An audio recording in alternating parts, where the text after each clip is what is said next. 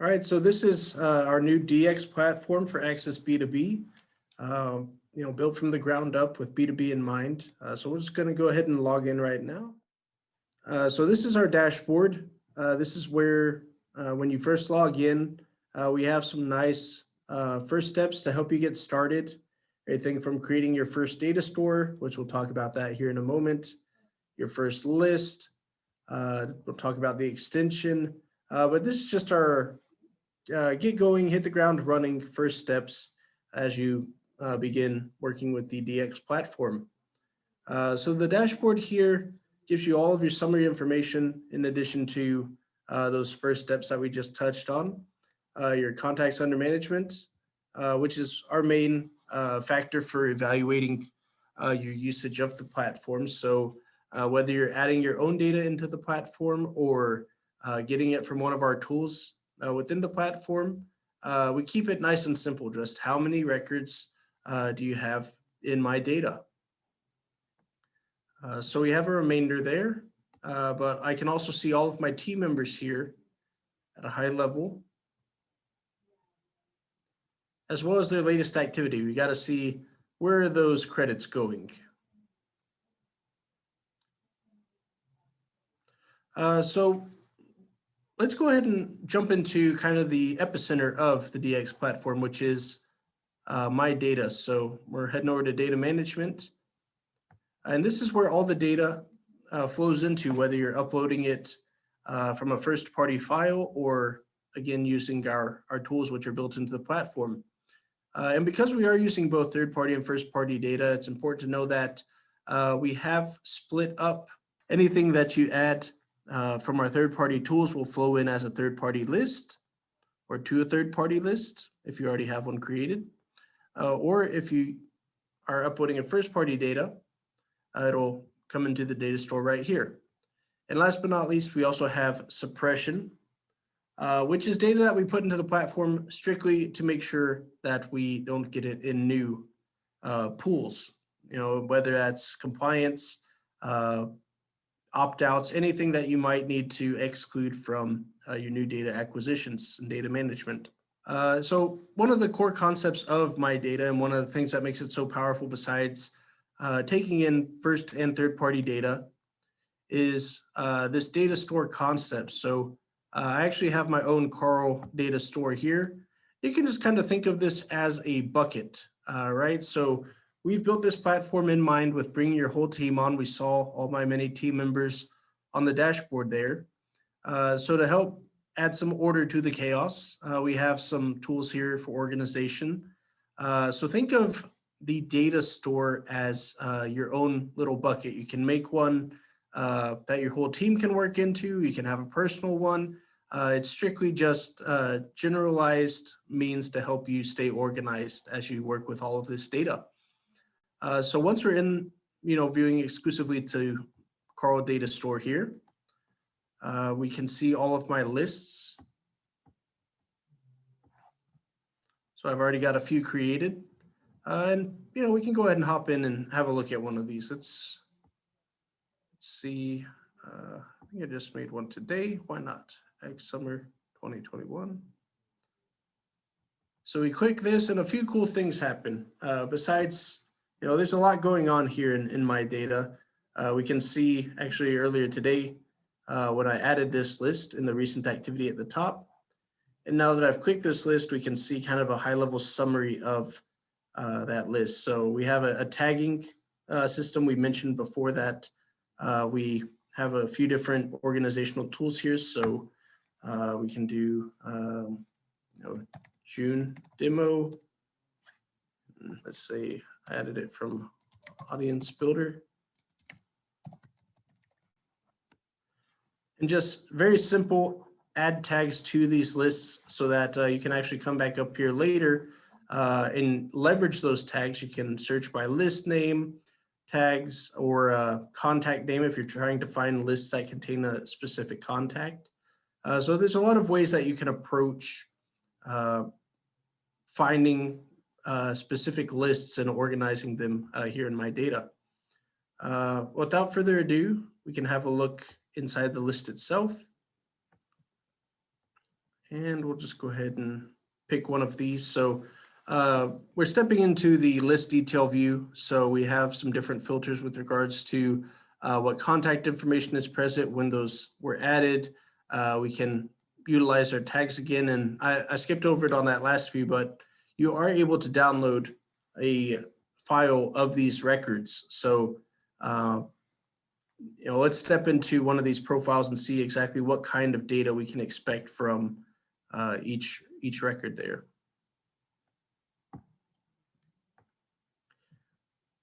So we're stepping into the B2B record for Melanie here. We're scrolling on through, and you can see I actually added this from our audience builder tool, which we'll be going into detail about momentarily. But we provide all of these different aspects of the B2B record, not just about the contact, but also the company.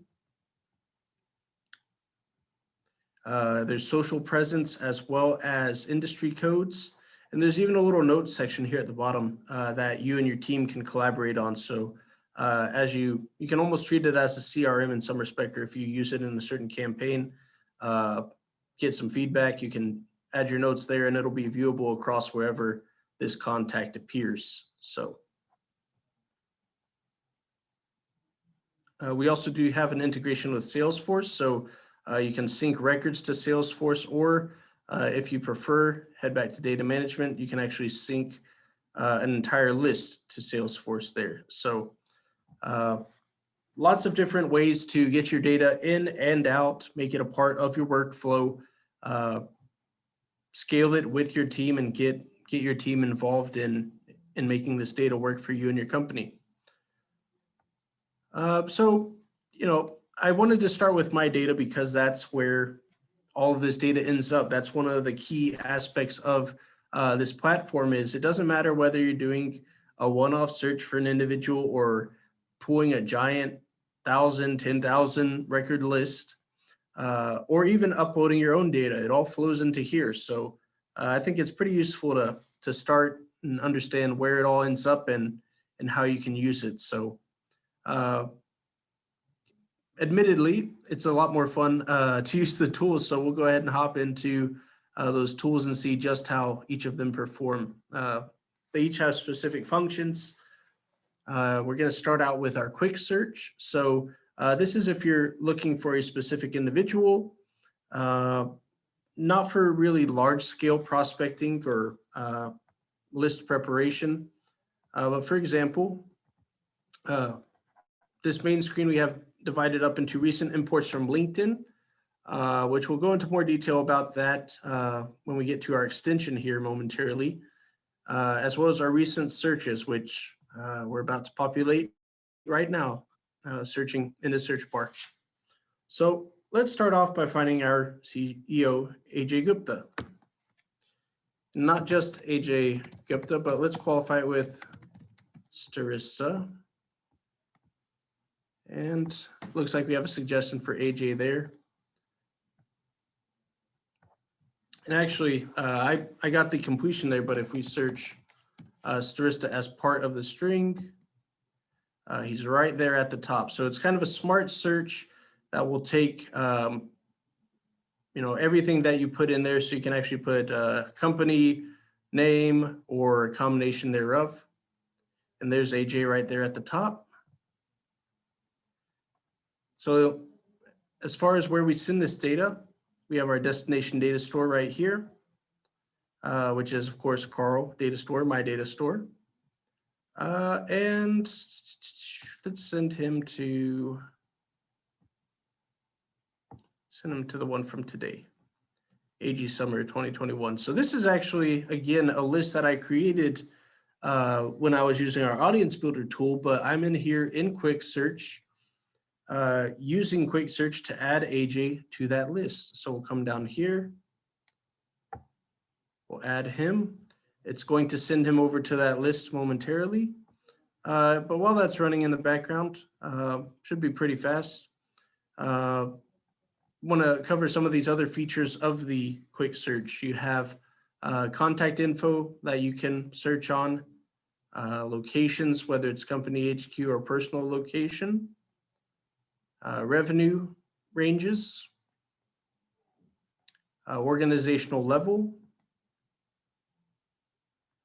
your department. So you could combine this and find director of marketing, so director level plus department marketing, or if you're after C level, we have a category right there.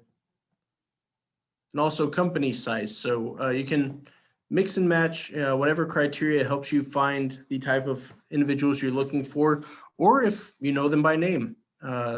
You can leverage all of these tools here at your disposal to find the prospects that you're looking for.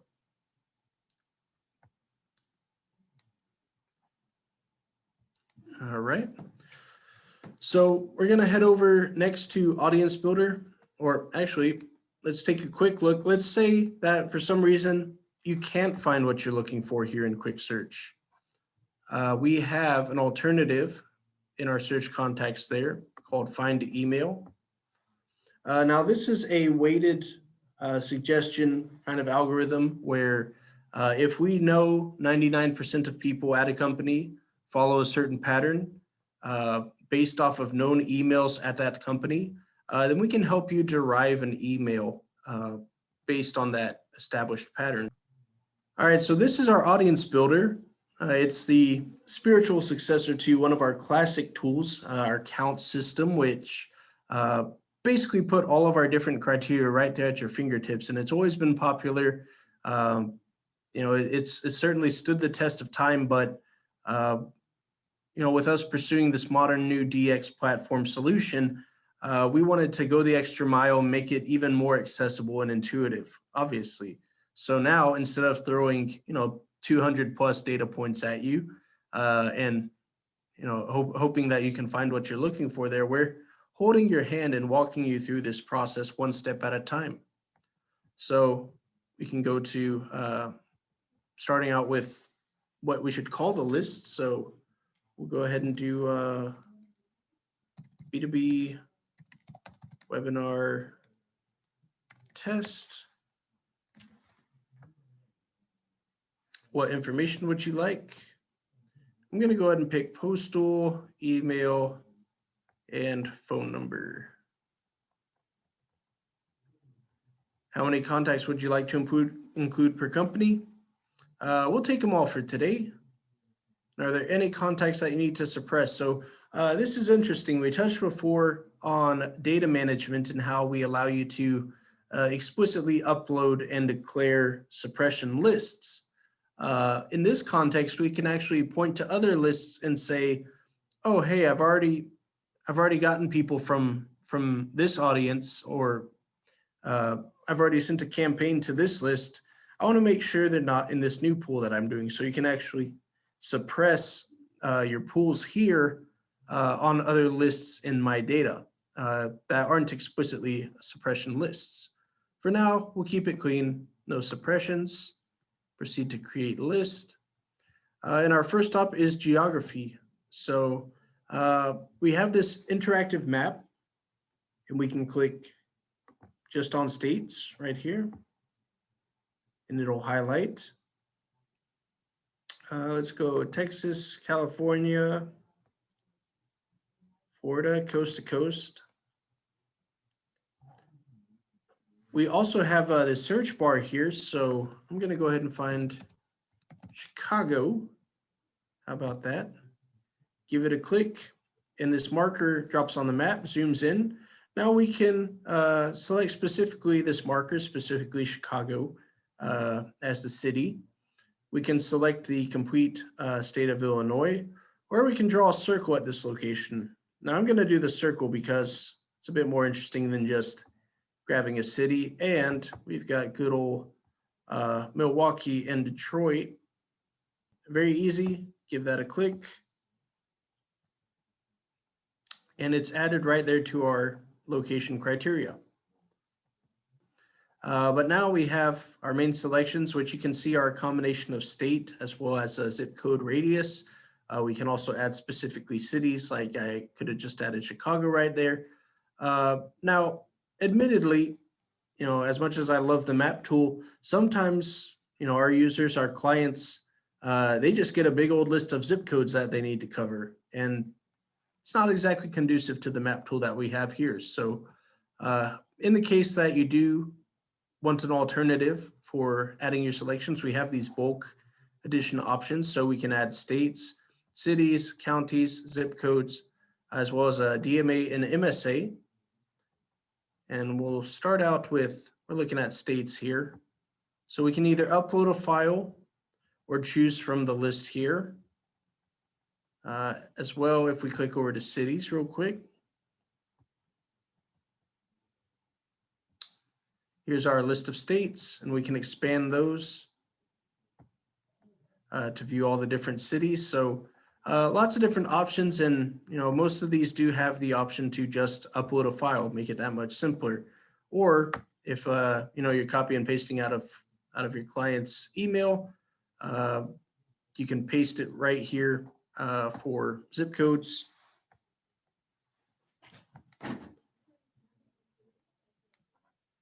But since we've already covered ourselves using the map tool, we'll go ahead and proceed to the next step, which is industry. And we've already plugged in some geography criteria, so let's go ahead and update that count, have a quick look.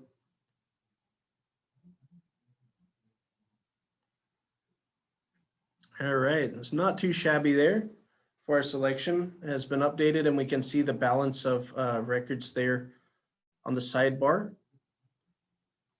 Now, there are quite a few criteria here. I don't want to spend the entire demo here in Audience Builder. There's a lot of different options that we can leverage, but I will go into detail and fly through the company and personal, but I do want to highlight the industry here because industry codes are still very much in style for B2B segmentation. And anybody who's used them will tell you that they usually do it with one tab open to the industry codes kind of legend site. There's so many of them and they're so hard to keep track of. But let's say we've got agriculture there, so we can add it at the 2-digit level. Or let's say we wanted to do cereal. This is pretty cool. So right as I type cereal, we're not only getting breakfast foods, but we're also looking at cereal crop farms. There's the breakfast foods right there at the top, and we can see this breakdown of industry and sub-industry categories. So we can differentiate between cereal breakfast foods and cereal crop farms, for example. Now we already picked agricultural products, crops, so we're already covered on cereal crop farms. So let's add cereal breakfast foods, and let's go ahead and get agricultural services there as well. And you can see at the bottom, these codes have been added. We'll proceed. And if we want to see how that new criteria has affected our count, we can just go ahead and click update right there. All right, not too bad. We've got 18,000 between our selection of California, Texas, Florida, and circle around Chicago. Now onto the company criteria. As it says, you can include or exclude specific companies for the following categories. So ABM, very hot, account-based marketing. You can take that list of companies, whether it's company names or domains, and upload those in bulk, very much like we saw with the geography criteria. So plug and play. If you've got a big old list of accounts that you're looking to segment on, we're right here ready for you. We also have company name and website. So if you just have a handful that you want to type in and enter specifically, they're right here. There's even a little checkbox that if you type in the company name, we can auto-populate that domain for you. And with each of these categories, we're a little far along in the process, but I do want to touch on this and an or. So for each of these options within say the industry tab or the company tab or the personal tab, this and or is a logical operator that basically you can say all of this criteria has to be held together, or it's okay, this list of company names or this list of websites. You know, maybe you've got a list of websites, but you also have some company names you want to throw in. They don't necessarily have to match. If you use the or, you're taking both sides of the circle there.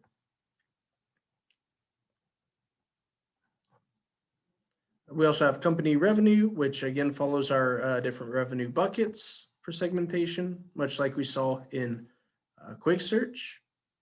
And company size, again, ranges that we saw before in Quick Search. We get into personal, you can search on title, so vice president or whatever you might like in there. We also have levels, which reflect, you know, you'll see the C level, the VP level, etc. Department we touched on before, gender, language, ancestry, ethnicity, all more personal than pertaining to company, but still very helpful segmentation. All right, and having covered the breadcrumb thus far, we saw geography, industry, company, and personal. We're on the review page. And this is just going to let us recap, make sure we've got a clear idea of what we've plugged in, confirm the counts, the breakdowns of the different data types here. So we see a record breakdown at the top for the postal, phone, email, and digital associated with this selection. The basic information, of course, the name we gave it, it's a business type audience, and the 3 types of info we requested. And we can see a quick summary of the geography that we plugged in. There's our 3 states. There's the zip code based on the radius that we selected around Chicago. The SIC codes that we selected. And the rest of these, we kind of fast track through company and personal, so you can see no applicable selections there. And lastly, a quick little credit check. Make sure we have enough records under management to spare to complete this export. So, you know what, let's say we only need about, let's say we wanted 80 out of this list. So we can change that quantity here. We'll opt to use that same name that I just gave it. I could send these through to an existing list if I wanted to, but I already gave it a special B2B webinar test name. So we'll go ahead and click Karl Data Store, and it's already inherited the contact list name that we gave it. So there you have it, end-to-end audience builder, started from scratch, and we now have ourselves a fresh new 80 contact list importing into our My Data, which again, I'll take a quick look back at the My Data store. So this is where those lists get created, and as a third-party list that we just created, it'll flow into the third-party area here. You can upload first-party data. I mentioned before, I don't want to go through the whole upload process for the sake of time, but there's some very cool things that happen when, say you just uploaded a list of emails. You could hop into here, open up the list, and this list, I just uploaded emails. Some of them did not get matched, but for those that did, you step in here, and it's almost identical to what you saw from the records that we provided from the third-party tools. And so we're matching and enhancing the data that you put into the platform to expand your insights, give a greater level of detail regarding your contacts. So even if you go to a trade show or have people sign up for one of your webinars and just get a list of emails, you can very easily extend and enhance that data set. All right, so last but not least that I would like to highlight today, without getting into some more of the backend logistics as far as the team and account settings and that kind of thing.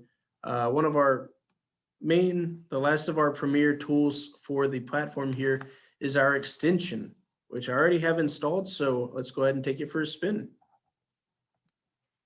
So we're going to go to LinkedIn. All righty. And let's go find, our old pal Vincent there. Long time no see. All right, so let's say we wanted to add him to our agricultural list. Should be there. You know, it's B2B webinar test. There it is. All right. So coming to Vincent's page, y'all might have noticed this little pop out here. It's not really standard to LinkedIn, but it's telling us that we found a profile. It's got our AccessB2B right there. We can turn on auto discovery. So what this is doing is, as you browse LinkedIn with the extension installed, we're checking to see if we can provide you with further information, a B2B record for the prospects that you're viewing. So if you turn on auto discovery, you can automatically send these records or discover these records in the DX platform directly to that list. So we're not actually getting anything from LinkedIn. We're not scraping his data right there off of LinkedIn right here. We are looking back into our own B2B third-party data to see if we have a match based on the information we see here for Vincent. So sure enough, we have a profile found, an email available, and I'm going to add it to my Karl Data Store B2B webinar test list. And just like that, Mr. Vincent is added, and we can use this to either go straight to the list or return to my data. So to keep things rolling, we'll go ahead and click view, head over to that list, and we can see everyone else that had been added. And he might take a moment just to come through now, because ideally you're browsing through LinkedIn, maybe you have the auto discovery on, but you can do it one by one, but ideally, you're sending multiple individuals per browsing session. And yep, sure enough, there he is, our guy, Vincent, right there. He just got joined to our list. Little notification there. And if we step in, we just got him right there. Discovered him on LinkedIn, found a match here in AccessB2B's DX platform. And just as with the contacts that we viewed before, a unified presentation laying out all of the personal business contact and company information. So that is our AccessB2B DX platform. The initial release includes everything that we've seen today, the quick search, the pattern match for emails, the audience builder, large scale audience selection tool, the LinkedIn extension, and of course the backbone data management, where you can upload your own files, bring in your own first party data, marry it with the third party data that you're getting through our Stirista tools. So thank you again for joining us for the demo of the DX platform by AccessB2B. Again, this is only our initial release. We have great big plans to expand on this, adding more products and services through the AccessB2B brand to this DX platform, including campaign services, additional support. So definitely look forward to that. This concludes the demo portion of today's webinar.